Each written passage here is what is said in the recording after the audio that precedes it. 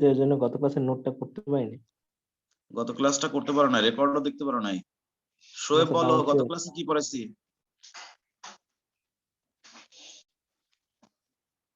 Hello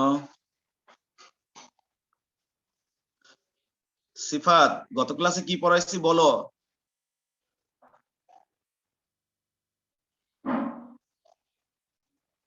কেউ না বললে আমি পড়াবো কিভাবে, বুঝতেছি না তো। গত ক্লাসে এখানে কি দেখা যায়? ও আচ্ছা, মনে পড়ছে। তো গত ক্লাসে পড়াইছি এটা না, এই যে সালোক সংশ্লেষণের নির্গত অক্সিজেনের উৎস পানি প্রমাণ করো, এটা পড়াইছি নাকি?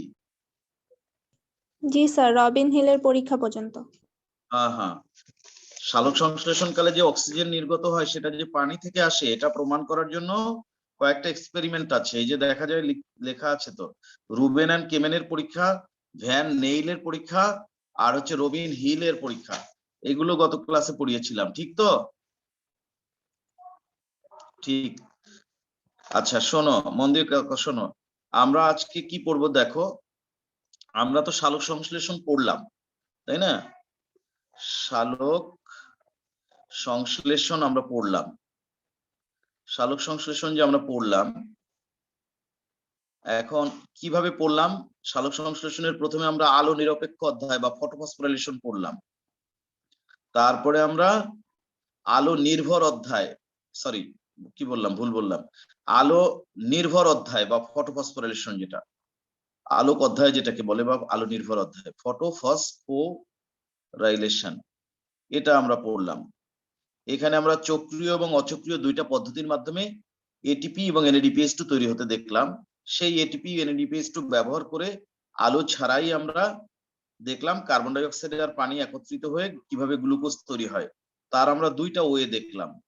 একটা দেখলাম C3 চক্র বা যেটাকে বলে কেলভিন চক্র, আর একটা দেখলাম আমরা C4 চক্র বা যেটাকে বলা হয় হ্যাচ অ্যান্ড স্ল্যাক চক্র।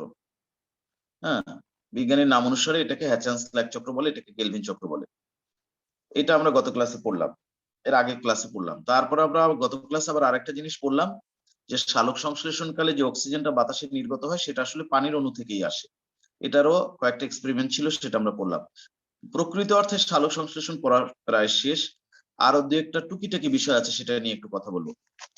তোমাদের বইতে হয়তো একটা আইটেম দেখতে পারো, ওটাকে বলে ক্যাম চক্র। ক্যাম দেখছো সিফাত, এই শব্দটা লেখা আছে নাকি তোমাদের বইয়ে? জি স্যার, এমন তো কিছু দেখি নাই স্যার। আচ্ছা দেখো নাই, এরকম আছে, তবে এটা তোমাদের ক্লাসে অত ডিটেলসটা পড়ানো হয় না। সিলেবাসে আছে কিনা তা আমি জানি না, তবে বইয়ের মধ্যে আছে। হ্যাঁ, ক্যাম্পটা সিলেবাসে আছে কিনা আমি নিশ্চিত না। ইয়ে তো অনিমা তো মনে হয় যেন দেখছো, ক্যাম্পটা কি তোমাদের সিলেবাসে আছে? আচ্ছা যাই হোক, আমি সংক্ষেপে বলি, বিষয়টা এমন কঠিন কিছু না, থাকলেও খুব সংক্ষিপ্ত ভাবে আছে। ক্যাম নামটা এসেছে আসলে কোত্থেকে? ক্যাম নামটা এসেছে এরকম, ক্রাসুলেসিয়ান, ক্রাসুলেসিয়ান অ্যাসিড মেটাবলিজম, এই নামটা সংক্ষিপ্ত করে করা হয়েছে ক্যাম, CAM, ক্যাম। ক্যামের ফুল মিনিং হচ্ছে ক্রাসুলেসিয়ান অ্যাসিড মেটাবলিজম। এখন প্রশ্ন হচ্ছে যে এরকম নাম কি, আসলে জিনিসটা কি? জিনিসটা হচ্ছে আসলে ক্রাসুলেসি, এটা একটা পরিবার, CRASULACEAE, ক্রাসুলেসি হচ্ছে একটা পরিবার, ফ্যামিলি। এই পরিবারের অধীনে যে সমস্ত উদ্ভিদ আছে, যেমন মনে করো তোমার পাথরকুচি, পাথরকুচি, হ্যাঁ, তারপরে আবার আরো কিছু পরিবার আছে, যদিও সেই সমস্ত পরিবারের কথাটা পরে আসছে। যেমন মনে করো অর্কিডেসি, অর্কিডেসি এটা এমন একটা পরিবার, সেই পরিবারের সদস্য হচ্ছে অর্কিড। অর্কিড হচ্ছে ওই যে এক ধরনের পরাশ্রয়ী উদ্ভিদ, আমি এর আগে একদিন দেখিয়েছিলাম, অনেক সুন্দর সুন্দর ফুল হয়, হ্যাঁ, ফুল অনেকদিন তাজা থাকে, অর্কিড বলে যেটাকে। সেই অর্কিড হচ্ছে অর্কিডেসি পরিবারের সদস্য। তারপরে আবার বর্তমানে আরো একটা উদ্ভিদ পাওয়া গেছে, যেমন বট। বট বট অবশ্য হচ্ছে ইউফরবিসি, ইউফরবিএসি, এটা একটা পরিবার। তারপরে বর্তমানে আনারস উদ্ভিদের ক্ষেত্রে দেখা গেছে, আনারস। আনারসের অবশ্য পরিবারটা কি আমার এই মুহূর্তে মনে নাই। আনারসটাও মনে হচ্ছে তোমার এই ক্রাসুলিসি পরিবারের সদস্য। এই যে কিছু উদ্ভিদের নামে আমি বললাম, পাথরকুচি, তারপর হচ্ছে অর্কিড, তারপর হচ্ছে বট, তারপর হচ্ছে আনারস। এই সমস্ত উদ্ভিদের একটা বিশেষ বৈশিষ্ট্য হচ্ছে এদের পত্ররন্ধ্র, হ্যাঁ, এদের পত্ররন্ধ্র দিনে বন্ধ থাকে কিন্তু রাতে খোলা থাকে। এই উদ্ভিদদের পত্ররন্ধ্র দিনে খোলা থাকে, দিনে বন্ধ থাকে, রাতে খোলা থাকে। এবং এদের সালোক সংশ্লেষণের সিস্টেমটা বা মেকানিজমটা একটু ভিন্ন। এই জন্য কিন্তু প্রথম এই জিনিসটা আবিষ্কৃত হয়েছে ক্রাসুলেসি পরিবারের সদস্য পাথরকুচির মধ্যে। সেই জন্য বিজ্ঞানীরা এটা নাম দিয়েছেন ক্রাসুলেসিয়ান অ্যাসিড মেটাবলিজম। আসলে দেখা যাচ্ছে এই সমস্ত উদ্ভিদের রাতের বেলা ওই পত্ররন্ধ্রের রক্ষীকোষের মধ্যে প্রচুর পরিমাণে অ্যাসিড তৈরি হয়, হ্যাঁ, এবং ওই অ্যাসিড ওদের পত্ররন্ধ্রকে রাতের বেলা খুলতে সাহায্য করে। আর দিনের বেলা ওদের পত্ররন্ধ্রের মধ্যে অ্যাসিডের পরিমাণটা কম থাকে, যে কারণে দিনের বেলা ওদের পত্ররন্ধ্র বন্ধ থাকে। এরকম একটা মেকানিজম এই সমস্ত উদ্ভিদের আছে। এখন মূল কথা হচ্ছে, যেহেতু এখানে আমরা পড়ছি সালোক সংশ্লেষণ, পত্ররন্ধ্র খোলা ও বন্ধ হওয়ার ব্যাপারটা আমাদের জন্য মুখ্য না, তবে আছে। ব্যাপারটা কি, তোমার যদি সালোক সংশ্লেষণ করতে হয়, C3 করো বা C4 চক্র করো, তোমার তো পত্ররন্ধ্র খোলা থাকতে হবে। পত্ররন্ধ্র যদি খোলা না থাকে তাহলে তো কার্বন ডাইঅক্সাইড ঢুকতে পারবে না, আর কার্বন ডাইঅক্সাইড যদি ঢুকতে না পারে তাহলে তো আর সালোক সংশ্লেষণ হবে না। কিন্তু তাহলে এই সমস্ত উদ্ভিদের ক্ষেত্রে ঘটনাটা কি, যে সমস্ত উদ্ভিদ ধরো এই যে অর্কিড, আনারস, পাথরকুচি, তাই না, বট, হ্যাঁ, এই সমস্ত উদ্ভিদের ক্ষেত্রে যেটা হয়, ওদের যখন রাতের বেলা পত্ররন্ধ্র ঢোকে, ওদের পত্ররন্ধ্রটা রাতের বেলা খোলা, ঠিক আছে। এবং ওই সমস্ত উদ্ভিদেরও কিন্তু এই পত্ররন্ধ্রের চারপাশে যে সহকারী কোষ আছে, সেই সহকারী কোষের ভিতরে রাইবোলোজ, একপাশ বিসফসফেট থাকে না, বরং তার পরিবর্তে থাকে ফসফোইনোল পাইরুভিক অ্যাসিড নামক একটা পদার্থ, ফসফোইনোল পাইরুভিক অ্যাসিড। এবং এই সমস্ত উদ্ভিদ যখন রাতের বেলা পত্ররন্ধ্রটা খোলে, তখন যে কার্বন ডাইঅক্সাইড প্রবেশ করে, খুব সামান্য কার্বন ডাইঅক্সাইড হলেও ফসফোইনোল পাইরুভিক অ্যাসিড সেই কার্বন ডাইঅক্সাইডটাকে ধরে ফেলতে পারে। ফসফোইনোল পাইরুভিক অ্যাসিড, এদের চক্রটা অনেকটা C4 চক্রের মতোই। তো ফসফোইনোল পাইরুভিক অ্যাসিড কি করে, কার্বন ডাইঅক্সাইডটাকে ধরে। পানি তো উদ্ভিদের দেহের মধ্যে আছেই, পানি আছে, এরা বিক্রিয়া করে ওই যে যেমন C4 চক্রে তুমি দেখছো অক্সালো অ্যাসিটিক অ্যাসিড তৈরি করে, এদেরও তাই। যখন এই রাতের বেলা কার্বন ডাইঅক্সাইডটা ঢোকে, ফসফোইনোল পাইরুভিক অ্যাসিড সেই কার্বন ডাইঅক্সাইডটা গ্রহণ করে রাতের বেলায় তোমার অক্সালো অ্যাসিটিক অ্যাসিড তৈরি করে। তারপরে কি করে, এই অক্সালো অ্যাসিটিক অ্যাসিড আমরা দেখছি NADPH2 এর কাছ থেকে হাইড্রোজেন নিয়ে, NADPH2 মনে আছে কিনা, তার কাছ থেকে হাইড্রোজেন নাই, NADP হয়ে যায়, হাইড্রোজেনটাকে দিয়ে দেয়, তখন অক্সালো অ্যাসিটিক অ্যাসিড কি হয়ে যায়। রাতে NADPH2 টা পায় কোথায়? মানে ওদের তো ওই সময় আলোক পর্যায়টা বন্ধ থাকে না। না না, আলোক পর্যায়টা দিনের বেলায় হয়, এমনকি গ্লুকোজ তৈরি যে সালোক সংশ্লেষণ ওটাও দিনের বেলায় হয়। সেই জন্যই তো একটু মেকানিজমটা ভিন্ন। রাতে পত্ররন্ধ্র খোলা থাকে, কিন্তু সালোক সংশ্লেষণ বা ফটোফসফোরাইলেশন ওগুলো দিনের বেলায় হয়। সেইটাই তো কিভাবে হয় সেটা একটু দেখো। এদের তো আলোক পর্যায়টা, ফটোফসফোরাইলেশনটা এদেরও আছে। তুমি যে C4 চক্র পড়লা, C4 চক্র যে NADPH2 ব্যবহার করে, তো স্যার ওদের ওই তো ক্ষেত্রে তো দিনে ঘটে, এই ক্ষেত্রে রাতে, এর জন্য জিজ্ঞেস করছিলাম। মানে ওটা না, এখন তাহলে বুঝবো না। তুমি দিনের বেলা যে NADPH2 তৈরি করবা, সেটা কি দিনেই সব খরচ করে ফেলে দিবা না? তোমার ATP, যেমন ATP তো দিন রাত 24 ঘন্টা তৈরি হয়। এখন কি বলা যায়, খরচ খরচ কি তুমি শুধু দিনে করবা রাতে করবা না এরকম না। NADPH2 দিনে তৈরি হলেও দিনে তো আর সব খরচ হয়ে যায় না। NADPH2 তো কোষের মধ্যে প্রচুর পরিমাণে আছে, কথা বুঝতে পারছো? এটা তার মানে এমনি এমনি উদ্ভিদ সূর্যালোক আর কি চলে যাওয়ার পরও কিছুক্ষণ আর কি সালোক সংশ্লেষণ চলে আর কি, যতক্ষণ পর্যন্ত এটিপি থাকে। এটিপির সাপ্লাই যতক্ষণ থাকবে ততক্ষণ তো চলবে। NADPH2 তৈরি হয়ে যাওয়ার পরে তুমি আলো বন্ধ করে দিলেও তার কোনো ক্ষতি নাই। এই জন্যই ওটা হচ্ছে আলো নিরপেক্ষ অধ্যায়। তাহলে এখন কি দাঁড়ালো, এই যে ফসফোইনল পাইরুভিক অ্যাসিড সে কার্বন ডাইঅক্সাইড এবং পানি গ্রহণ করে অক্সালো অ্যাসিডিক অ্যাসিডে পরিণত হলো।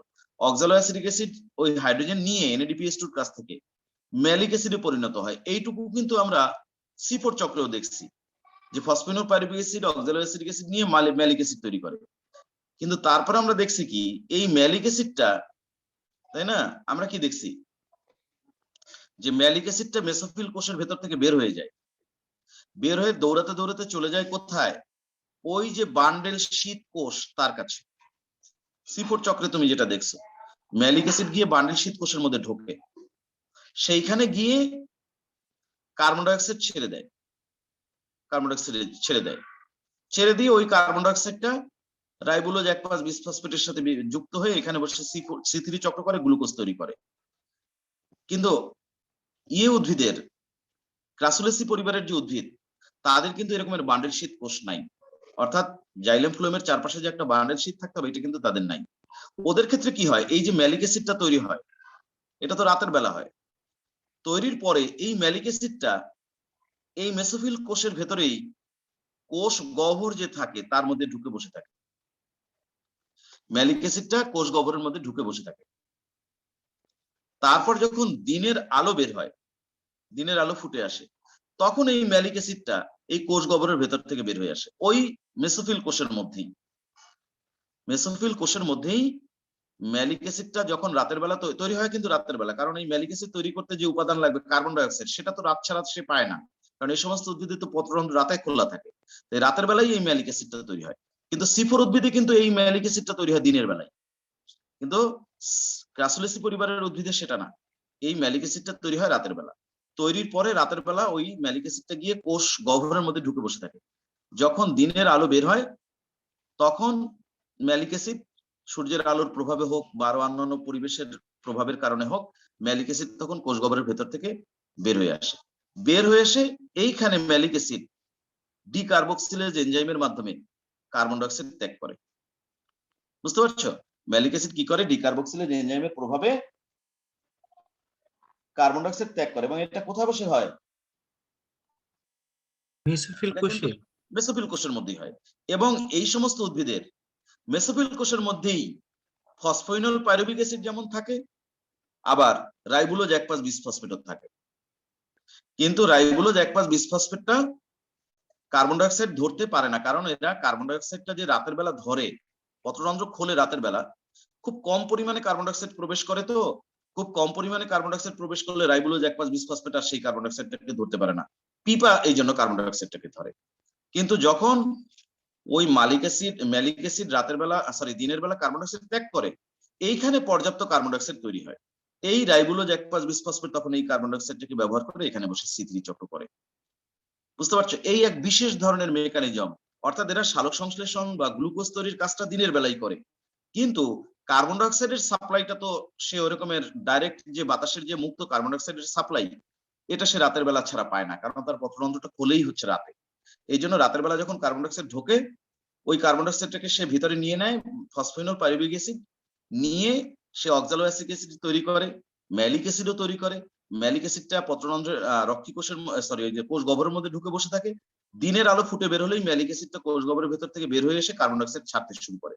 আর যখন এই ম্যালিক অ্যাসিডের ভেতর থেকে কার্বন ডাইঅক্সাইড বের হয়, ওই কার্বন ডাইঅক্সাইডটা তখন ওই রাইবোলোজ 1,5 বিসফসফেটের সাথে যুক্ত হয়ে এখানে বসে গ্লুকোজ তৈরি করে। এই ঘটনাটা বিজ্ঞানীরা আবিষ্কার করেছেন, এবং এইটা ওই যে অ্যাসিড মেটাবলিজম নামে পরিচিত, কারণ ওই যে ম্যালিক অ্যাসিড এটা উৎপাদনটা হচ্ছে দিনের বেলা, রাতের বেলা, আবার কি বলা যায়, সেটা এসে কার্বন ডাইঅক্সাইড ছেড়ে দিচ্ছে দিনের বেলা, এই জন্য অ্যাসিড তৈরি, রাতের বেলা অ্যাসিড তৈরির পরিমাণ বেড়ে যায় আর দিনের বেলা অ্যাসিড তৈরির পরিমাণটা কমে যায়। এই জন্য এটা অ্যাসিডের যে পর্যায়ক্রমিক পরিবর্তন, এই জন্য এটার নাম হচ্ছে অ্যাসিড মেটাবলিজম। আর ক্রাসুলেসি পরিবারের ক্ষেত্রে এটা প্রথম দেখা গেছে, এই জন্য এটার নাম দেওয়া হচ্ছে ক্রাসুলেসিয়ান অ্যাসিড মেটাবলিজম, যাকে সংক্ষেপে বলা হয় ক্যাম। এটা তোমাদের মনে হয় সিলেবাসে আছে কিনা আমি শিওর না, যদি থাকেও এমন কঠিন কিছু না, সিম্পল কথা। ঠিক আছে, তাহলে আমি একটু ছোট্ট করে এটা লিখে দেই, বুঝতে পারছো, ক্যাম স্টার চিহ্ন দিয়ে আজকে তারিখ দিয়ে। হ্যাঁ বলো। স্যার, উদ্ভিদ তো মানে গ্লুকোজ তৈরি করে তো মূলত এটিপির জন্যই, তো এটিপি তো মানে নরমালি উৎপন্ন করতে পারে, মানে তাইলে আবার এই খাবারটা বানানোর কি দরকার, মানে এটা এইটার ক্ষেত্রে বিশেষ করে এটা তো রাত্রবেলাতে এটিপিটা রেখে দিতে হয় না খাবার উৎপাদনের মানে গ্লুকোজ করার জন্য। না, আমি কথাটা আবার একটু ক্লিয়ার করে বলো যে তোমার গ্লুকোজটা আমাদের লাগবে কি সেই জন্য, এটা বলতে চাচ্ছ? জি স্যার, এটিপি তো এমনি ওরা মানে গ্লুকোজটা তো আমার তৈরি করে এটিপির জন্যই, গ্লুকোজ হ্যাঁ, ভেঙে তো এটিপি মূলত ই করে। হ্যাঁ, আমরা তো গ্লুকোজটা ভাঙি বা উদ্ভিদ যে গ্লুকোজ ভাঙে এটিপির জন্যই ভাঙে। এখন তুমি সালোক সংশ্লেষণ কালেও তো এটিপি তৈরি করতে দেখছো, তাহলে উদ্ভিদের কথাই ধরে তুমি বলতে যাচ্ছ জি যে স্যার, জি স্যার।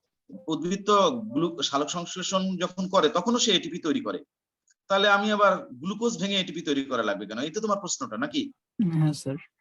এখন আমি বলি, উদ্ভিদ সালোক সংশ্লেষণ কালে যে এটিপিটা তৈরি করে, ওই এটিপিটা তো আর সে কি বলা যায় শক্তি উৎপাদনের কাজে ব্যবহার করতে পারে না।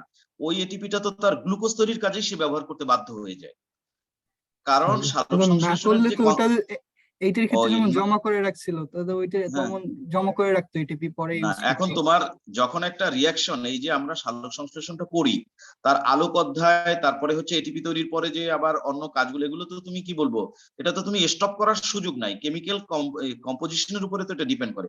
যেমন তোমার আলো এসে পড়ছে, ক্লোরোফিলের অণুর ভেতর থেকে ইলেকট্রন বের হয়ে গেছে, সে তো আলোক অধ্যায় শুরু করে দিয়েছে। আলোক অধ্যায় শুরু করে দিলে তো কি বলা যায় এটিপি এনএডিপিএস2 যা তৈরি করার সেটা সে তৈরি করে ফেলেছে। তুমি কি ক্লোরোফিল অণুকে বলে দিতে পারবা যে ক্লোরোফিল অণু তুমি এখন আর কি বলা যায় ইলেকট্রন বের করো না, এটিপি এনএডিপিএস2 তৈরি করো না? সেটা বলার সুযোগ নাই। যখন এটিপি এনএডিপিএস2 তৈরি হয়ে যাবে, তার পরবর্তী কনসিকুয়েন্সই হচ্ছে ওই এটিপি এনএডিপিএস2 ব্যবহার করে সে কার্বন ডাইঅক্সাইড আর পানি ব্যবহার করে গ্লুকোজ তৈরি করে ফেলবে।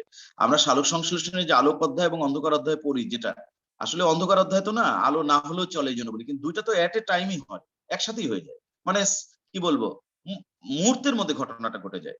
আলো এসে পড়ার সাথে এখন তুমি কিভাবে বলবা যে একটা পার্টের রিয়াকশন তো টোটালটা একসাথে, আলো এবং আলো নিরপেক্ষ দুইটা একসাথেই হয়। তুমি কিভাবে বলবা যে আলোক অধ্যায়ের ওইটুকু ঘটে তুমি বসে থাকো, অন্ধকার অধ্যায়ে তোমার ঘটার দরকার নেই? এটা একটা যুক্তি। দ্বিতীয় যুক্তি হচ্ছে সালোক সংশ্লেষণ কালে যে এটিপি তৈরি হয়, এটা তো তোমার কোষের অন্যান্য অর্গানিজমকে সার্ভাইভ করানোর জন্য বা চালু রাখার জন্য যথেষ্ট না। তোমার তো ক্লোরোপ্লাস্টের মধ্যে অত পর্যাপ্ত এটিপি তৈরি হয় না যে এটিপি দিয়ে তুমি একেবারে কোষের ভিতরে যে আরো অন্যান্য অঙ্গাণু আছে তাদের সবাইকে ব্যবহার করতে পারো। একেবারে প্রচুর পরিমাণে এটিপি না হলে তো তোমার কোষের সব অঙ্গাণু কাজ করবে না। আর প্রচুর পরিমাণে এটিপি তৈরি করার জন্য তোমার একটা জ্বালানি লাগবে, সেই জ্বালানিটাই তো হচ্ছে গ্লুকোজ। তুমি সালোক স্যার স্যার সংশ্লেষণকালে যে সালোক সংশ্লেষণকালে যে এটিপি পাবা সেটা তো খুবই কি বলা যায় নগণ্য, কিন্তু অনেক বেশি পরিমাণে এটিপি পেতে হলে তোমার একটা জ্বালানি পুড়িয়ে সেই এটিপিটা তৈরি করতে হবে।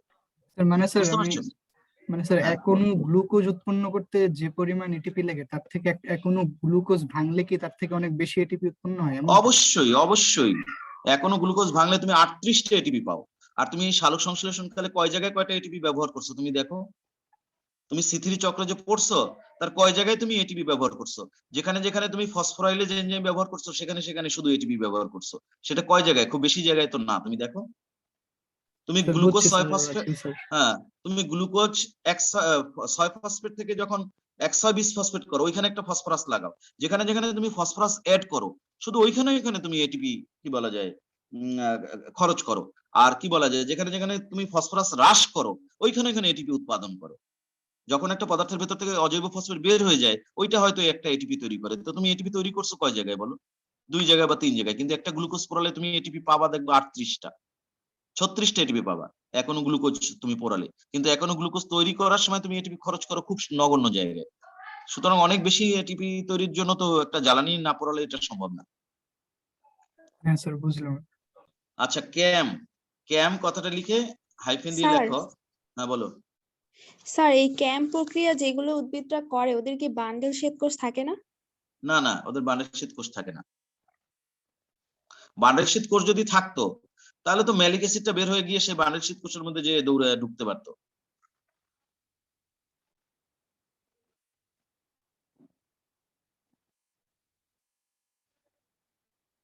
আচ্ছা, ক্যাম লিখছো, CAM, ক্যাম, এটার ব্র্যাকেটে লেখো ক্রাসুলেসিয়ান অ্যাসিড মেটাবলিজম, এই কথাটা লেখো। এটার ফুল মিনিংটা ক্রাসুলেসিয়ান অ্যাসিড মেটাবলিজম, কথাটা লেখো। লেখা হলে বলিও আমাকে।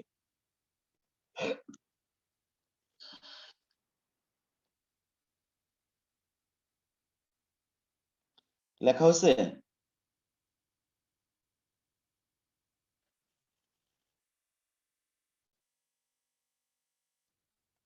এবার লেখো ক্রাসুলেসি পরিবারের মেটাবলিজম বলতে পরিপাক বোঝায় না? না, পরিপাক না, বিপাক। বিপাক, বিপাক মানে হচ্ছে একটা জিনিস ভাঙা অথবা গড়া। এসিড তৈরি হয় আবার এসিড ভেঙে যায়, এই জন্য এটার নাম হচ্ছে মেটাবলিজম। মেটাবলিজম মানে হচ্ছে বিপাক, পরিপাক না, বিপাক। বিপাক মানে হচ্ছে কোনো পদার্থ ভাঙা গড়া। ক্রাসুলেসিয়ান এসিড মেটাবলিজম কথাটা লিখে হাইফেন দিয়ে লেখো ক্রাসুলেসি পরিবারের কিছু সদস্য যেমন পাথরকুচি, ক্রাসুলেসি পরিবারের কিছু সদস্য যেমন পাথরকুচি এবং অন্যান্য কিছু উদ্ভিদ যেমন অর্কিড, বট, আনারস ইত্যাদি, এবং অন্যান্য কিছু উদ্ভিদ যেমন অর্কিড, বট, আনারস ইত্যাদি, ক্রাসুলেসি পরিবারের কিছু উদ্ভিদ যেমন পাথরকুচি এবং অন্যান্য কিছু উদ্ভিদ যেমন অর্কিড, বট, আনারস ইত্যাদি এর ইত্যাদি এর এর লেখো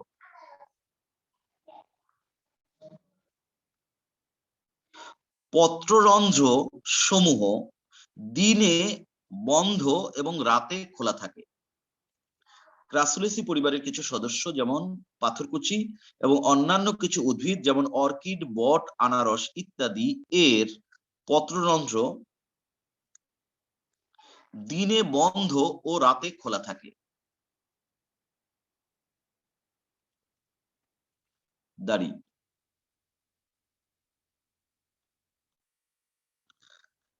তাই এ সকল উদ্ভিদ এক বিশেষ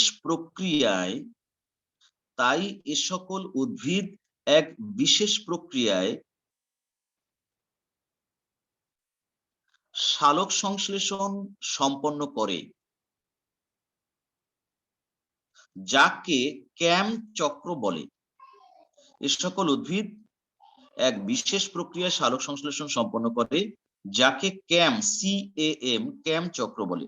ক্রাসুলেসি পরিবারের কিছু উদ্ভিদ যেমন পাথরকুচি এবং অন্যান্য কিছু উদ্ভিদ যেমন অর্কিড, বট, আনারস ইত্যাদি এর পত্ররন্ধ্র দিনে বন্ধ ও রাতে খোলা থাকে।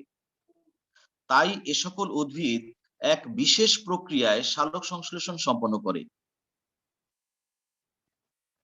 যাকে ক্যাম চক্র বলে।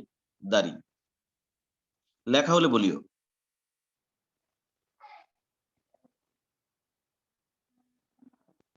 লিখছ? জি স্যার। দাঁড়ি সাথী লেখো এ সকল উদ্ভিদ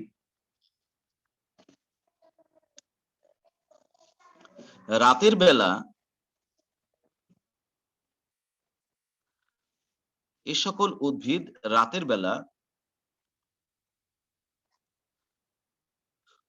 পত্ররন্ধ্রের মাধ্যমে যে কার্বন ডাই অক্সাইড প্রবেশ করে, এ সকল উদ্ভিদে লেখো, উদ্ভিদের ওখানে উদ্ভিদ না লিখে দয়কার লাগিয়ে দাও। এ সকল উদ্ভিদে রাতের বেলা পত্ররন্ধ্রের মাধ্যমে যে কার্বন ডাই অক্সাইড প্রবেশ করে তা এ সকল উদ্ভিদে রাতের বেলা পত্ররন্ধ্রের মাধ্যমে যে কার্বন ডাই অক্সাইড প্রবেশ করে তা এ সকল উদ্ভিদে রাতের বেলা পত্ররন্ধ্রের মাধ্যমে যে কার্বন ডাই অক্সাইড প্রবেশ করে তা লেখো ফসফোইনোল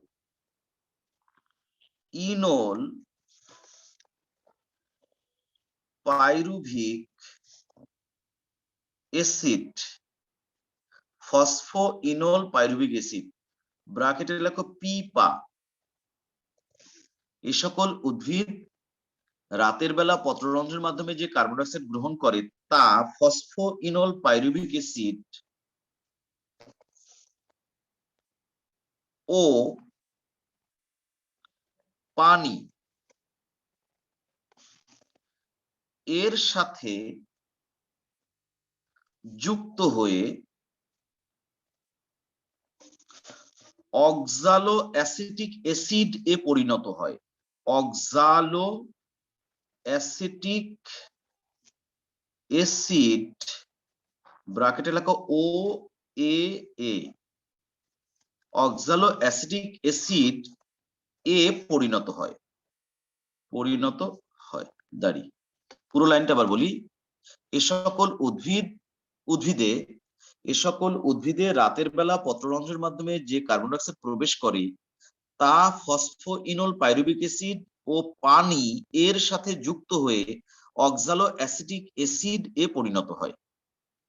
এ সকল উদ্ভিদে রাতের বেলা যে কার্বন ডাই অক্সাইড প্রবেশ করে তা ফসফোইনল পাইরুভিক অ্যাসিড ও পানি এর সাথে যুক্ত হয়ে অক্সালো অ্যাসিটিক অ্যাসিডে পরিণত হয়।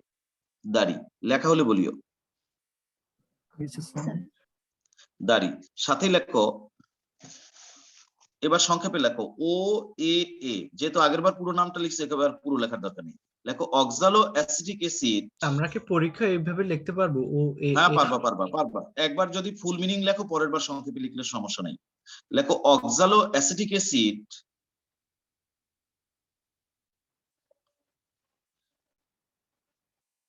লিখছ? হ্যাঁ স্যার। একটা কমা দাও। NADPH2 এর কাছ থেকে অক্সালো অ্যাসিটিক অ্যাসিড NADPH2 এর কাছ থেকে লিখছ, অক্সালো অ্যাসিটিক অ্যাসিড NADPH2 এর কাছ থেকে হাইড্রোজেন গ্রহণ করে অক্সালো অ্যাসিটিক অ্যাসিড NADPH2 এর কাছ থেকে হাইড্রোজেন গ্রহণ করে ম্যালিক অ্যাসিড ব্র্যাকেটে লেখো MA তে পরিণত হয়। অক্সালো অ্যাসিটিক অ্যাসিড NADPH2 এর কাছ থেকে হাইড্রোজেন গ্রহণ করে ম্যালিক অ্যাসিডে পরিণত হয়। ম্যালিক অ্যাসিড এ পরিণত হয়, লেখো তে না এ লেখো। অক্সালো অ্যাসিটিক অ্যাসিড NADPH2 এর কাছ থেকে হাইড্রোজেন গ্রহণ করে ম্যালিক অ্যাসিডে পরিণত হয়।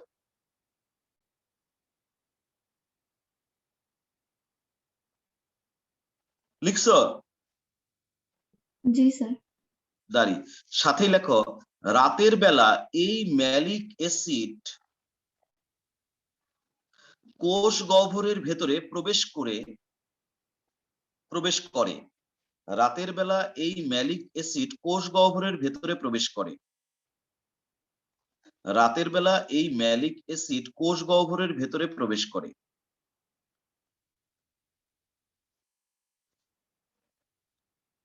কিন্তু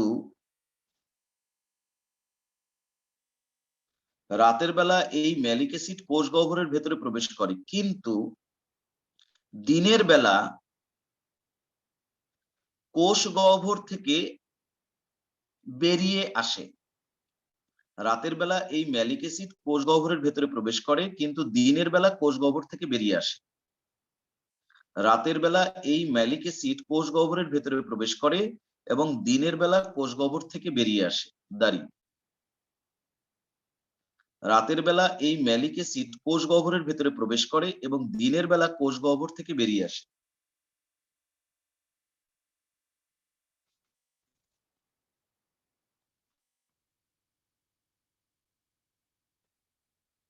লিখছ? জি স্যার। দাঁড়ি সাথে লেখো দিনের বেলা ম্যালিক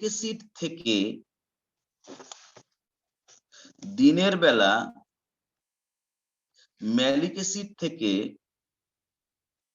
কার্বন ডাই অক্সাইড নির্গত হলে, দিনের বেলা ম্যালিক অ্যাসিড থেকে কার্বন ডাই অক্সাইড নির্গত হলে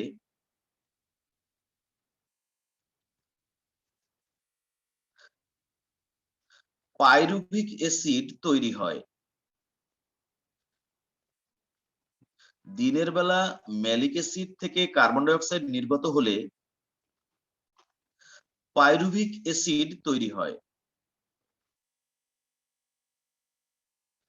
দিনের বেলা ম্যালিক অ্যাসিড থেকে কার্বন ডাই অক্সাইড নির্গত হলে পাইরুভিক অ্যাসিড তৈরি হয়। লিখছ? জি স্যার। দাঁড়ি সাথে লেখো নির্গত carbon die oxide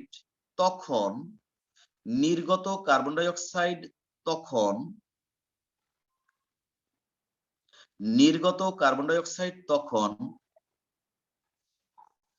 ribulose 1,5 bisphosphate, ribulose 1,5 bisphosphate নির্গত কার্বন ডাইঅক্সাইড তখন রাইবুলোজ 1,5 বিসফসফেট এর সাথে যুক্ত হয়ে কেলভিন চক্রের মাধ্যমে গ্লুকোজ উৎপাদন করে। নির্গত কার্বন ডাইঅক্সাইড তখন রাইবুলোজ 1,5 বিসফসফেট এর সাথে যুক্ত হয়ে কেলভিন চক্রের মাধ্যমে গ্লুকোজ উৎপাদন করে, মানে ওই C3 চক্র এখানেও ঘটে। এখন আমরা প্রক্রিয়াটা লিখতেছি, দেখো প্রক্রিয়াটা কি। এখানে তো তোমার আর বান্ডেল শীত কোষ নাই, এখানে শুধুই মাত্র মেসোফিল কোষ। তাহলে আমরা কি করব, এটার মধ্যে আমরা একটু ভাগ করে দেখাতে পারি। কি,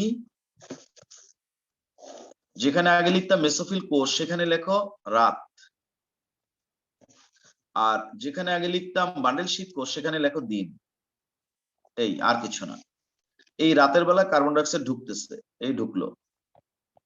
আর এখানে আছে পিপা, কারণ কার্বন ডাইঅক্সাইড খুব কম পরিমাণে আছে তাই পিপা ওকে ধরবে। আর সাথে লাগবে কি, পানি। এই কার্বন ডাইঅক্সাইড, এই পিপা, এই পানি একত্রিত হয়ে তৈরি করবে। আমাদের মনে রাখতে হবে পিপা হচ্ছে 3 কার্বন বিশিষ্ট ফসফেনল পাইরুভিক অ্যাসিড, কার্বন ডাইঅক্সাইড আছে 1 কার্বন, তাহলে তৈরি হবে কি, ম্যালিক অ্যাসিড। কিন্তু এই ম্যালিক অ্যাসিডটা কি করবে, উৎপাদনের পরে এইখানে একটা কোষ গহ্বর আছে, এই জাস্ট একটা গোল দিয়ে তুমি লিখে রাখো কোষ গহ্বর। এই কোষ গহ্বরের মধ্যে এই ম্যালিক স্যার অক্সালো অ্যাসিটিক অ্যাসিডটা লেখেন নাই স্যার। ও sorry sorry sorry, oxalo acetic acid লিখতে ভুলে গেছি। প্রথমে হবে অক্সালো অ্যাসিটিক অ্যাসিড, তারপর হবে ম্যালিক অ্যাসিড, দেখছো ভুলে গেছি। তাহলে একটা কাজ করো, এইটারে অক্সালো অ্যাসিটিক অ্যাসিড বানাও, দেখছো তুমি না বললে তো আমি ভুলেই যেতাম। এই হচ্ছে অক্সালো অ্যাসিটিক অ্যাসিড। তাহলে কি হলো, ফসফেনল পাইরুভিক অ্যাসিড প্রথমে হবে অক্সালো অ্যাসিটিক অ্যাসিড, সেটাই তো আমি বলতে ভুলে গেছি। তারপরে এই অক্সালো অ্যাসিটিক অ্যাসিড কি করবে, NADPH2 এর কাছ থেকে হাইড্রোজেনটা নেবে, NADPH2 ওর কাছ থেকে হাইড্রোজেন নেবে, নিয়ে সে হবে ম্যালিক অ্যাসিড। এই ম্যালিক অ্যাসিডটা এসে কোষ গহ্বরের মধ্যে ঢুকবে। এটাকে একটু বাইরে দেখায় তারপরে কোষ গহ্বরের মধ্যে ঢুকলে ভালো হতো, যেহেতু আমি এখন লিখে ফেলছি আমি আর ওটা কাটলাম না। আর এরকম দেখালেও একেবারে ভুল হয়ে যাবে এমন না, জাস্ট একটা স্টেজ দেখাইলাম। কি, পিপা হলো কার্বন ডাইঅক্সাইড, পানি, অক্সালো অ্যাসিটিক অ্যাসিড, আর এইখানে তোমার তৈরি হলো ম্যালিক অ্যাসিড। এইটা কোষ গহ্বরের মধ্যে ঢুকছে, MA মানে হচ্ছে ম্যালিক অ্যাসিড। যেই দিনের আলো ফুটবে এই ম্যালিক অ্যাসিড কিন্তু বের হয়ে আসবে ওই কোষ গহ্বরের ভেতর থেকে, একই মেসোফিল কোষের মধ্যেই কিন্তু আছে। এই বের হয়েছে ম্যালিক অ্যাসিড, এবার আর সে কোষ গহ্বরের ভেতরে নেই, এই গোল্লাটা হচ্ছে কোষ গহ্বর। বের হয়ে ম্যালিক অ্যাসিড কি করবে, এইখানে বসে সে কার্বন ডাইঅক্সাইড ছেড়ে দিবে। এই কার্বন ডাইঅক্সাইড ছেড়ে দিল, ম্যালিক অ্যাসিড কার্বন ডাইঅক্সাইড ছাড়লে পাইরুভিক অ্যাসিড হবে, এটা আমরা সবাই জানি। পাইরুভিক অ্যাসিড হচ্ছে 3 কার্বন বিশিষ্ট, ম্যালিক অ্যাসিড কিন্তু 4 কার্বন বিশিষ্ট, অক্সালো অ্যাসিটিক অ্যাসিড 4 কার্বন বিশিষ্ট। এইখানে বসে যখনই এই ম্যালিক অ্যাসিড থেকে পাইরুভিক অ্যাসিড বের হবে, এই কার্বন ডাইঅক্সাইডটা এখানে বসে RUBP-র সাথে যুক্ত হয়ে এখানে বসে C3 চক্র করে এখানে বসে সে গ্লুকোজ তৈরি করবে। আর এই পাইরুভিক অ্যাসিডটা তখন আবার, এটা তো কোষের মধ্যেই থাকবে, সে আবার তোমার অজৈব ফসফেট এবং এটা গ্রহণ করে, অজৈব ফসফেটটা যখন সে গ্রহণ করবে ATP-র কাছ থেকে, হ্যাঁ ATP যখন ওকে ফসফরাসটা দিয়ে ADP হয়ে যাবে, তখন আবার পাইরুভিক অ্যাসিডটা ফসফেনল পাইরুভিক অ্যাসিড হয়ে যাবে। এই চক্রাকারে এটা ঘুরতে থাকবে, বুঝতে পারছো? এর মধ্যে অক্সালো অ্যাসিটিক অ্যাসিডটা 4 কার্বন বিশিষ্ট, ম্যালিক অ্যাসিডটাও 4 কার্বন বিশিষ্ট, কিন্তু পাইরুভিক অ্যাসিডটা আর ফসফেনল পাইরুভিক অ্যাসিড এটা 3 কার্বন বিশিষ্ট। এইটাকে বলা হয় ক্যাম চক্র, এই CAM ক্যাম চক্র।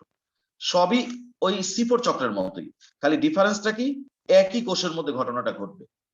আর ম্যালিক অ্যাসিডটা দিনের বেলা, রাতের বেলা তৈরি হয়ে কোষ গহ্বরের মধ্যে লুকায় থাকবে, দিনের আলো হলেই সে বের হবে, বের হয়ে সে কার্বন ডাইঅক্সাইড ছাড়বে, তখন ওই রাইবুলোজ 1,5 বিসফসফেট ওইটাকে গ্রহণ করে এইখানে বসে C3 চক্র করে গ্লুকোজ তৈরি করবে। গ্লুকোজ কিন্তু দিনের বেলায় তৈরি হবে, রাতে কিন্তু গ্লুকোজ তৈরি হবে না। তো রাতে শুধুমাত্র সে কার্বন ডাইঅক্সাইডটা ওই পত্ররন্ধ্র খোলার মাধ্যমে সে নিবে, এবং রাতে যে কার্বন ডাইঅক্সাইডটা নেবে সেটা সে পিপার মাধ্যমে গ্রহণ করবে। রাইবুলোজ 1,5 বিসফসফেট ওই কার্বন ডাইঅক্সাইড গ্রহণ করবে না।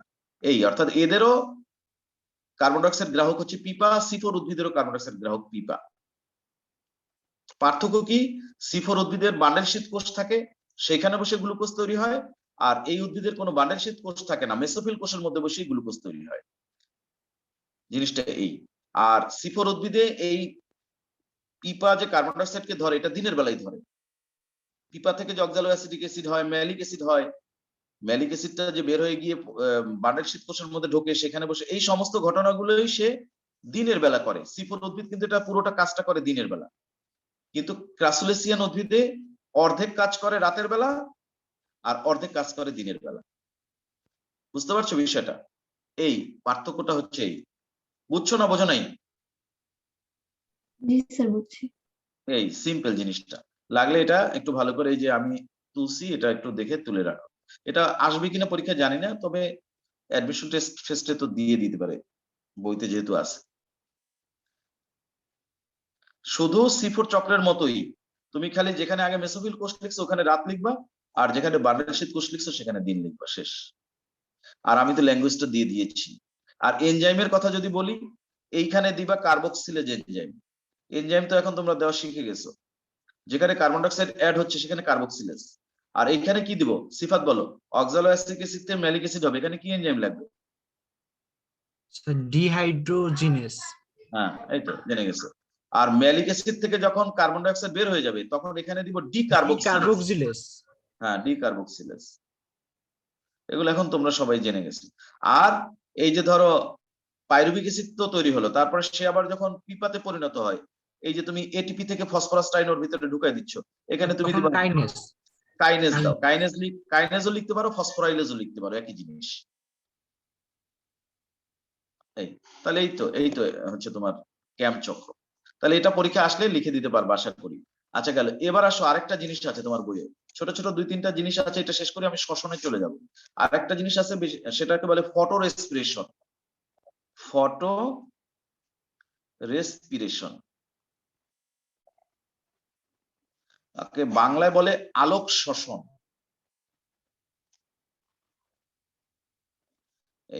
এটা একটা আইটেম আছে, দেখবা তোমাদের বইতে। এটা সম্পর্কে একটুখানি কথা বলি, অল্প কথা, তেমন বেশি কোনো কথা না। মূল যে C3 C4 চক্র সেগুলো তো তোমরা শিখছোই। ফটো রেসপিরেশন বা আলোক শ্বসনটা আসলে কি? কিছু উদ্ভিদ আছে তারা বেশি সূর্যের আলো সহ্য করতে পারে না। যেমন লাউ, কুমড়া, এসব উদ্ভিদ দেখবা সূর্যের আলো যদি বেশি প্রখর হয়, তীব্র হয়, তাহলে তারা ঢলে পড়ে, পাতাগুলো ঢলে পড়ে। দেখছো এরকম? সত্যি করে বলো। এই সমস্ত উদ্ভিদ, হ্যাঁ, এই সমস্ত উদ্ভিদ অনেক বেশি আলোর তীব্রতা সহ্য করতে পারে না। তো ও সমস্ত উদ্ভিদের কি হয়, যদি আলো একেবারে অনেক বেশি তীব্র হয়ে যায়, তখন ওদের পত্ররন্ধ্র এরকম বন্ধ হয়ে যায়। কারণ ও যদি পত্ররন্ধ্র বন্ধ করে না ফেলে, তাহলে সব পানি বাষ্পাকারে উড়ে চলে যাবে। সেই পানিটাকে আটকে রাখার জন্য তখন ওদের পত্ররন্ধ্রটা এরকমের বন্ধ করে ফেলে। দিনের বেলায় নর্মাল আলোতে বন্ধ হবে না, কিন্তু আলো যদি অনেক বেশি তীব্র হয়ে যায়, উষ্ণতা অনেক বেশি হয়ে যায়, তখন ওরা যেন দেহের ভেতরে সব পানি বাইরে বের হয়ে যেতে না পারে, সেজন্য ওরা পত্ররন্ধ্রটা বের করে ফেলে। কারণ এখন বলতে পারো যে বন্ধ হয়ে যাওয়ার কারণ কি? কারণ তখন এই রক্ষী কোষের ভেতর থেকে পানি বাষ্পাকারে বাইরে বের হয়ে যায়। রক্ষী কোষ থেকে পানি যদি বাষ্পাকারে বাইরে বের হয়ে যায়, তাহলে রক্ষী কোষ তো ঢিলা হয়ে যাবে, পত্ররন্ধ্র বন্ধ হয়ে যাবে অটোমেটিক্যালি, ও ইচ্ছা করলেও খুলতে পারবে না। রক্ষী কোষের পানি যদি পরিমাণের চেয়ে অনেক বেশি পরিমাণে বাষ্পায়িত হয়ে উড়ে যায়, এত বেশি আলো যে রক্ষী কোষের ভেতর থেকে পানি বাইরে বের হয়ে যাচ্ছে, তাহলে রক্ষী কোষে পানি বাইরে বের হয়ে গেলে তো রক্ষী কোষ ঢিলা হয়ে যাবে, ঢিলা হয়ে গেলে তো পত্ররন্ধ্র বন্ধ হয়ে যাবে। তো দরজা যদি বন্ধ হয়ে যায়, তাহলে দেখা যায় দিনের বেলায় এই সমস্ত উদ্ভিদের গাছের মধ্যে, মানে পাতার মধ্যে আর কার্বন ডাইঅক্সাইড ঢুকতে পারে না। কার্বন ডাইঅক্সাইড যখন ঢুকতে না পারে, তখন ওই যে রাইবোলোজ একপাশ বিসফসফেট RUBP, সে তখন কি করবে? কার্বন ডাইঅক্সাইড পেলে তো তার সাথে যুক্ত হতো, কিন্তু কার্বন ডাইঅক্সাইড তো সে পাচ্ছে না, যেহেতু কার্বন ডাইঅক্সাইড ঢুকতে পারছে না, তখন রাইবোলোজ একপাশ বিসফসফেট অক্সিজেনের সাথে বিক্রিয়া করে। অক্সিজেনের সাথে বিক্রিয়া করে, মনে রাখতে হবে রাইবোলোজ একপাশ বিসফসফেট কিন্তু 5 কার্বন বিশিষ্ট। সে যদি কার্বন ডাইঅক্সাইড পেতো তাহলে 6 কার্বন বিশিষ্ট পদার্থে পরিণত হতো, C3 চক্র করতো, কিন্তু সেটা তো সে পাচ্ছে না, সে পাচ্ছে অক্সিজেন। তখন রাইবোলোজ একপাশ বিসফসফেট অক্সিজেনের সাথে বিক্রিয়া করে এমন একটা পদার্থ তৈরি করে, 5 কার্বন বিশিষ্ট একটা পদার্থ, সেই পদার্থটার নাম হচ্ছে গ্লাইকোলেট। এরকম একটা পদার্থ সে তৈরি করে।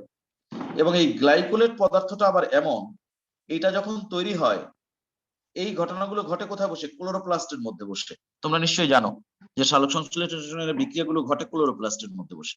তো যখন গ্লাইকোলেট নামক পদার্থ তৈরি হয়, তখন এই গ্লাইকোলেট আবার এমন একটা পদার্থ, সে আর ওই ক্লোরোপ্লাস্টের মধ্যে থাকতে চায় না, সে ক্লোরোপ্লাস্ট থেকে বাইরে বের হয়ে আসে। হ্যাঁ, প্রথমে ওই রাইবোলোজ 1,5 বিসফসফেট অক্সিজেনের সাথে বিক্রিয়া করে গ্লাইকোলেট তৈরি করে, এটা করে ক্লোরোপ্লাস্টের মধ্যে বসি। পরে ক্লোরোপ্লাস্টের ভেতর থেকে গ্লাইকোলেটটা বাইরে বের হয়ে আসে। বের হয়ে এসে তোমরা জানো কিনা জানি না, কোষের মধ্যে একটা অঙ্গাণু আছে যার নাম পারঅক্সিজোম। পারঅক্সিজোম, পারঅক্সিজোম, গ্লাইঅক্সিজোম, এরকম লাইসোজোম, এরকম কিছু অঙ্গাণু কোষের মধ্যে থাকে। এই গ্লাইকোলেট নামক পদার্থটা এসে ঢোকে এই পারঅক্সিজোম নামক অঙ্গাণুর ভেতরে। এই ঢুকলো, ঢুইকা এই পারঅক্সিজোম অঙ্গাণুর ভেতরে অনেক এনজাইম আছে, সেই এনজাইম গুলোর সাথে এই গ্লাইকোলেট নামক পদার্থটা বিক্রিয়া করতে শুরু করে। গ্লাইকোলেট নামক পদার্থটা যখন ওই এনজাইম গুলোর সাথে বিক্রিয়া করে, তখন এখানে যে উপাদান তৈরি হয় সেই উপাদানের নাম হচ্ছে, একটার নাম হচ্ছে গ্লাইসিন আর একটার নাম হচ্ছে সিরিন। এই দুইটাই হচ্ছে আসলে অ্যামাইনো অ্যাসিড, বুঝতে পারছো? গ্লাইকোলেট ওটা কিন্তু একটা শর্করা, কিন্তু পরে যে গ্লাইসিন তৈরি হলো, সিরিন তৈরি হলো, এগুলো হচ্ছে অ্যামাইনো অ্যাসিড। এইগুলো তৈরি হয় কোথায় বসে তৈরি হয়? ওই পারঅক্সিজোম নামক অঙ্গাণুর ভেতরে তৈরি হয়। তৈরির পরে এই গ্লাইসিন আর সিরিন ওরা আর পারঅক্সিজোমের ভেতরে থাকতে চায় না, ওরা আবার পারঅক্সিজোমের ভেতর থেকে বের হয়ে আসে। বের হয়ে এসে ওরা গিয়ে ঢোকে মাইটোকন্ড্রিয়ার ভেতরে। তোমরা জানো কোষের মধ্যেই তো সবাই আছে, কোষের মধ্যেই ক্লোরোপ্লাস্ট আছে, কোষের মধ্যে পারঅক্সিজোম আছে, কোষের মধ্যে মাইটোকন্ড্রিয়া আছে। এই গ্লাইসিন এবং সিরিন নামক উপাদানটা এসে ঢোকে কোথায়? ঢোকে মাইটোকন্ড্রিয়ার ভেতরে। এবং এই উপাদান দুইটা এমন, মাইটোকন্ড্রিয়ার ভেতরে যে নরমালি শ্বসন চলতে থাকে, সেই শ্বসনের হার অনেক বেড়ে যায় এই গ্লাইসিন এবং সিরিন যখন এসে প্রবেশ করে। ব্যাপারটা হচ্ছে এরকম যে মাইটোকন্ড্রিয়া হচ্ছে একটা চুলা, চুলার মধ্যে আগুন জ্বলতেছে, নরমালি সবসময় আগুন জ্বলতেছে, তার মধ্যে যদি তুমি কেরোসিন বা ঘি ঢেলে দাও তাহলে কি হবে? আগুনের উষ্ণতা আরো বাড়বে না? তীব্রতা বাড়বে নাকি বাড়বে না? বাড়বে। এই গ্লাইসিন এবং সিরিন এসে যখন মাইটোকন্ড্রিয়ার মধ্যে ঢোকে, তখন আগুনের তীব্রতা মানে শ্বসনের যে হার সেটা অনেক বেড়ে যায়। এই যে শ্বসনের হার বেড়ে যাচ্ছে, নরমাল শ্বসনের চেয়ে শ্বসনের হারটা বেশি বেড়ে যাচ্ছে, এটা কি বলে? আলোক শ্বসন। কেন এটার নাম আলোক শ্বসন দেওয়া হলো কেন? কারণ অতিরিক্ত আলো যদি না হতো, পত্ররন্ধ্র যদি বন্ধ না হইতো, তাহলে তো এই ঘটনাগুলো ঘটতো না। পত্ররন্ধ্র যদি খোলা থাকতো, কার্বন ডাই অক্সাইড যদি ঢুকতে পারতো, তাহলে তো গ্লাইকোলেট তৈরি হতো না, C3 চক্র রান হইতো। C3 চক্র রান হলে তো গ্লুকোজ তৈরি হতো। কিন্তু যেহেতু দরজা বন্ধ হয়ে কার্বন ডাই অক্সাইড ঢোকার পথ পেল না, তখন রাইবোলোজ 1,5 বিসফসফেট কার্বন ডাই অক্সাইডের পরিবর্তে অক্সিজেনের সাথে বিক্রিয়া করলো, বিক্রিয়া করে তৈরি করলো গ্লাইকোলেট। গ্লাইকোলেট ক্লোরোপ্লাস্ট ত্যাগ করে এসে ঢুকলো পারঅক্সিজমের মধ্যে, সেখানে কিছু এনজাইম আছে, তার সাথে বিক্রিয়া করে সে তৈরি করলো গ্লাইসিন এবং সিরিন। গ্লাইসিন এবং সিরিন আবার এমন উপাদান, সে আবার পারঅক্সিজমের মধ্যে থাকতে চায় না। তৈরির পরে সে আবার ওর ভেতর থেকে বের হয়ে এসে মাইটোকন্ড্রিয়ার মধ্যে ঢুকে। মাইটোকন্ড্রিয়ার মধ্যে যখন গ্লাইসিন আর সিরিন ঢুকে, তখন মাইটোকন্ড্রিয়ার চুলার আগুন মানে শ্বসনের হারটা অনেক বেড়ে যায়। এই অতিরিক্ত আলোর কারণে যে একটা অতিরিক্ত শ্বসন ঘটে, এটাকে বলে আলোক শ্বসন। বোঝাতে পারছি না পারিনি?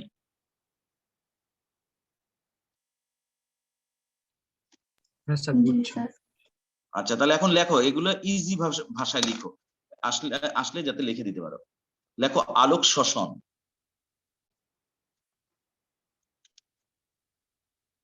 লেখো ফটো রেসপিরেশন বা আলোক শ্বসন, লিখে হাইফেন দিয়ে লেখো। কতিপয় উদ্ভিদ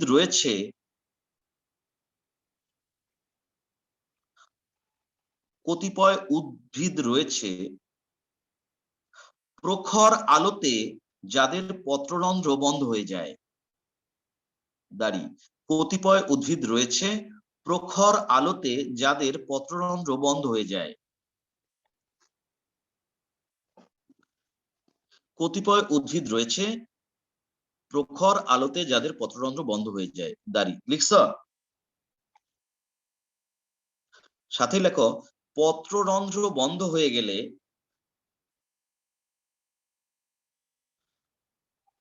ওই সকল উদ্ভিদে কার্বন ডাই অক্সাইড প্রবেশ করতে পারে না। পত্ররন্ধ্র বন্ধ হয়ে গেলে ওই সকল উদ্ভিদে কার্বন ডাই অক্সাইড প্রবেশ করতে পারে না এবং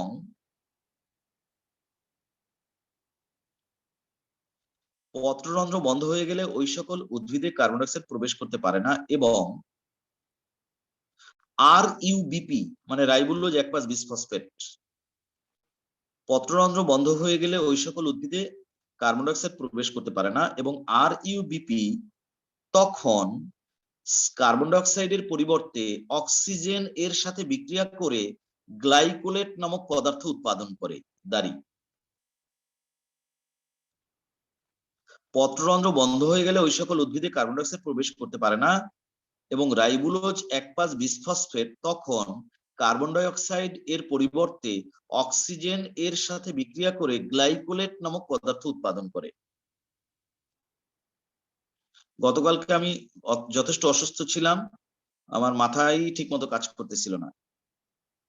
আজকে মোটামুটি আল্লাহর রহমতে তোমাদের দোয়া একটু সুস্থ আছি। এখন যা লিখতেছি ঠিক আছে, কালকে যে কি পড়াইছি, কি লেখাইছি, কি বলছি কিছুই জানি না আমি। স্যার এই চ্যাপ্টারটা শেষ হবে কবে? চ্যাপ্টারটা শেষ হবে, শ্বসন একটা আইটেম আছে, ওটা পড়ানো হয়ে গেলে আর 3-4টা ক্লাস লাগবে। সালোক সংশ্লেষণ তো শেষ হয়ে যাচ্ছে, এটাই তো হচ্ছে উদ্ভিদ বিজ্ঞানের সবচেয়ে বড় এবং ক্রিটিক্যাল চ্যাপ্টার। এটা শেষ হতে একটু সময় লাগতেছে আমি জানি, শেষ হয়ে যাবেও, প্রায় শেষ দিকে চলে আসছো তোমরা। শ্বসন একটা আইটেম আছে, ওটা পড়লেই শেষ হয়ে যাবে, তবে শ্বসনটা অত কঠিন না, ওটা সোজা আছে। সালোক সংশ্লেষণটাই একটু কঠিন ছিল, কঠিনও না। ফটোফসফোরাইলেশন, C3 চক্র, ফটোফসফোরাইলেশনের অংশটুকু আর C3 চক্রের ওই গ্লুকোজ উৎপাদনের ওই অংশটুকু মনে রাখবা। আর এখানে এই ক্যাম ট্যাম বললাম, এগুলো অনেক সময় শর্ট কোশ্চেন আসে। ক্যাম, তারপর ফটো রেসপিরেশন যেটা লিখতেছো, এটা হয়ে গেলে এরপরে হচ্ছে শ্বসনটা পড়লেই শেষ হয়ে যাবে চ্যাপ্টার। আচ্ছা, তাহলে আবার কি বললাম, কতিপয় উদ্ভিদে প্রখর আলোতে পত্ররন্ধ্র বন্ধ হয়ে যায়। পত্ররন্ধ্র বন্ধ হয়ে গেলে কার্বন ডাই অক্সাইড প্রবেশ করতে পারে না এবং রাইবোলোজ 1,5 বিসফসফেট তখন কার্বন ডাই অক্সাইডের পরিবর্তে অক্সিজেনের সাথে বিক্রিয়া করে গ্লাইকোলেট উৎপাদন করে। লিখছো? Yes sir. সাথে লেখো, উৎপাদিত গ্লাইকোলেট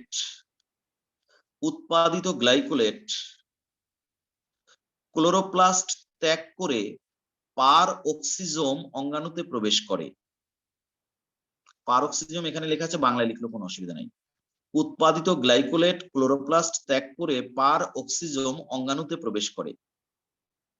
অনেকে মনে করে বায়োলজি খুব সোজা, তোমরা তো এই পড়তেছো কতদিন হয়ে গেল, মাসের পর মাস, বছরের পর বছর, তারপরে দেখো শেষ হয় না, তাই না? আমি তো আর বসে থাকি না, আমি তো এমন না যে একটা জিনিসই বারবার টেনে টেনে পড়াই, আমি তো চেষ্টা করি যতটুকু দ্রুত সম্ভব, কিন্তু বায়োলজিতে পড়া অনেক অনেক পড়া। স্যার বায়োলজিতে যদি কেমিস্ট ফিজিক্স থাকে, ওইটা মানে ফিজিক্সে কেমিস্ট্রিতে যা পড়ে তার থেকেও হায়ার লেভেলের আর কি।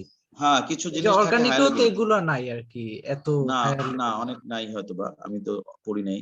যাই হোক, তো বায়োলজি কিন্তু অত তুচ্ছ করার মতো বিষয় না, ইন্টারমিডিয়েটের বায়োলজি কিন্তু অত তুচ্ছ করার মতো বিষয় না। অনেকে তুচ্ছ করে, আর বায়োলজি অপরে আর কি হবে, দেবো একেবারে ফাটায়। কিন্তু বায়োলজি কিন্তু যদি ভালোভাবে জানতে শিখতে চাও, অনেক ভার্সাটাইল, তাই না? তুমি খেয়াল করে দেখো, উদ্ভিদ বিজ্ঞান, প্রাণী বিজ্ঞানে কত রকমের আলাদা আলাদা বিষয় নিয়ে তোমরা পড়ছো, তাই না? তারপরে তো অনেক চ্যাপ্টার পড়োই নাই। হ্যাঁ, ছত্রাক শৈবাল পড়লা শর্ট না, সিলেবাস না থাকলে তো শেষ করতে হ্যাঁ, তো অনেক প্রবলেম হয়ে যেত টাফ অনেক। হয়ে যেত, অনলাইনে শেষ করতে টাফ হয়ে যেত। শর্ট সিলেবাস না হলে অনলাইনে শেষ করতে টাফ হয়ে যেত। অফলাইনে তেমন একটা অসুবিধা হতো না, সব পুরো ব্যাচ সবসময় তো অফলাইনেই পড়াই, ওদের তো দেখা যায় 3 মাস 4 মাস আগে শেষ হয়ে যায়। যেমন তোমাদের যারা অফলাইনে গেছে, তারা কিন্তু এই শেষ করে ফেলছে, তাদের তো এই জৈব প্রযুক্তি চ্যাপ্টারও প্রায় শেষ, তারা এই 2-1 দিনের মধ্যে রিভিশন শুরু করবে। কারণ অনলাইনে তো তোমরা প্রথম থেকেই অনলাইনে, আবার এই ধরো এই সমস্ত ব্যাচটাই যদি প্রথম থেকেই অনলাইনে অফলাইনে পড়াতে পারতাম, তাহলে অনেক আগে এগুলো সব শেষ হয়ে যেত। অনেক 1.5 গুণ সময় বেশি লাগে অনলাইনে, 1.5 গুণ মিনিমাম। আচ্ছা, কি লিখলাম লাইনটা? উৎপাদিত গ্লাইকোলেট ক্লোরোপ্লাস্ট ত্যাগ করে পার অক্সিজোম অঙ্গাণুতে প্রবেশ করে। লিখছো? দাঁড়ি, এবার সাথেই লেখো, স্যার আরেকবার। উৎপাদিত গ্লাইকোলেট ক্লোরোপ্লাস্ট ত্যাগ করে পার অক্সিজোম অঙ্গাণুতে প্রবেশ করে। উৎপাদিত গ্লাইকোলেট ক্লোরোপ্লাস্ট ত্যাগ করে পার অক্সিজোম তুমি বাংলায় লিখলে অসুবিধা নেই, পার অক্সিজোম। তুমি দেখবা উদ্ভিদ বিজ্ঞানের প্রথম চ্যাপ্টারে এই অঙ্গাণু সম্পর্কে বলা আছে। মাইক্রোবডিজ বলতে একটা কথা আছে, সেখানে দেখবা গ্লাইঅক্সিজম, পারঅক্সিজম, লাইসোজম, এরকম ছোট ছোট থলির মতো অঙ্গাণু আছে কয়েকটা, তাদের ব্যাপারে কথা আছে। তাহলে উৎপাদিত গ্লাইকোলেট ক্লোরোপ্লাস্ট ত্যাগ করে পার অক্সিজম অঙ্গাণুতে প্রবেশ করে। লিখছো? জি স্যার। দাঁড়ি, সাথে লেখো, এই অঙ্গাণুর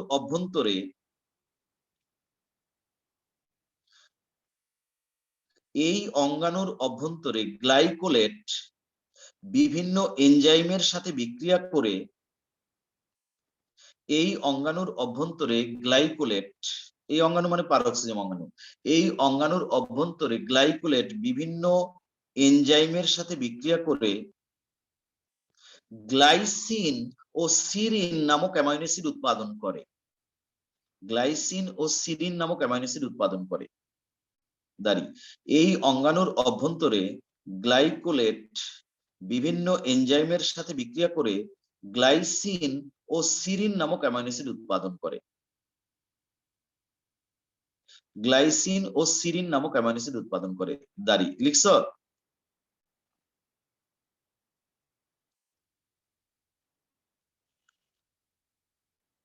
এই অঙ্গাণুর অভ্যন্তরে গ্লাইকোলেট বিভিন্ন এনজাইমের সাথে বিক্রিয়া করে গ্লাইসিন ও সিরিন নামক অ্যামাইনো অ্যাসিড উৎপাদন করে। লিখছো কিনা বলো? জি স্যার। দাঁড়ি সাথে লেখো এই অ্যামাইনো অ্যাসিড পার অক্সিজম অঙ্গাণু থেকে বেরিয়ে মাইটোকন্ড্রিয়ার অভ্যন্তরে প্রবেশ করে।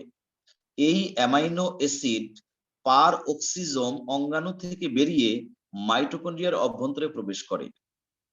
এই অ্যামাইনো অ্যাসিড পার অক্সিজম অঙ্গাণু থেকে বেরিয়ে মাইটোকন্ড্রিয়ার অভ্যন্তরে প্রবেশ করে। এই অ্যামাইনো অ্যাসিড পার অক্সিজম অঙ্গাণু থেকে বেরিয়ে মাইটোকন্ড্রিয়ার অভ্যন্তরে প্রবেশ করে এবং শ্বসনের মাত্রা কয়েক গুণ বাড়িয়ে দেয় এবং শ্বসনের মাত্রা কয়েক গুণ বাড়িয়ে দেয়। এই অ্যামাইনো অ্যাসিড পার অক্সিজম অঙ্গাণু ত্যাগ করে মাইটোকন্ড্রিয়ার অভ্যন্তরে প্রবেশ করে এবং শ্বসনের মাত্রা কয়েক গুণ বাড়িয়ে দেয়। দাঁড়ি লিখছো কিনা বলো?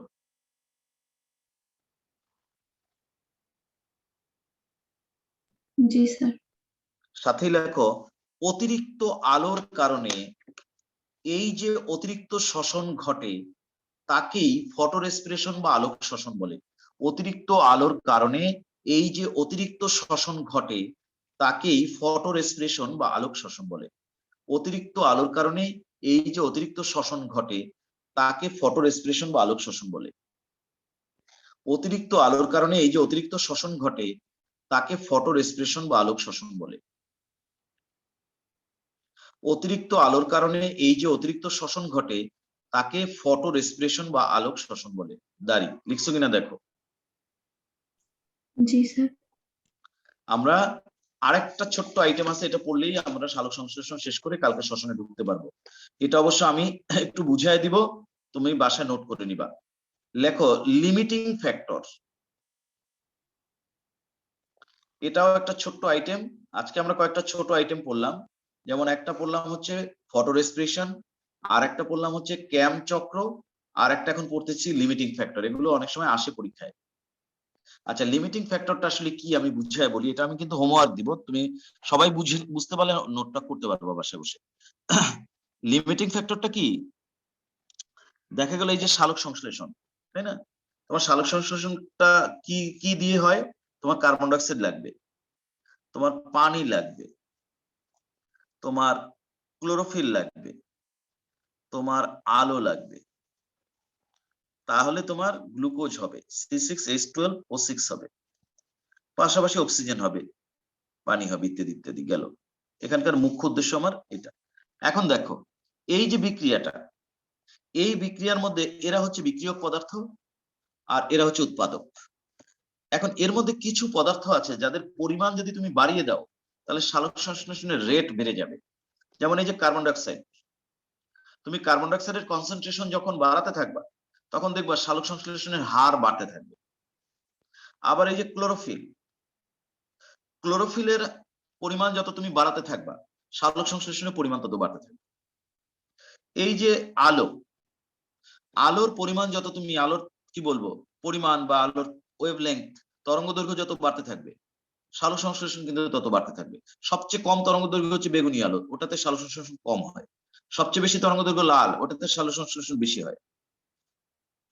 এই যে ব্যাপারগুলো, যে কোনো একটা উপাদান যখন তুমি পরিমাণে বৃদ্ধি করতে থাকো, এখন ধরো এই উপাদানটা তুমি পরিমাণে বৃদ্ধি করো, এই দুইটা স্থির রাখো, তখন দেখবা কার্বন ডাইঅক্সাইডের পরিমাণ বাড়াচ্ছ, সালোক সংশ্লেষণ বাড়তেছে। একটা লেভেলে গিয়ে আর কিন্তু কার্বন ডাইঅক্সাইড যতই বাড়াও তখন আর কিন্তু সালোক সংশ্লেষণ বাড়বে না, বরং কমতে থাকবে।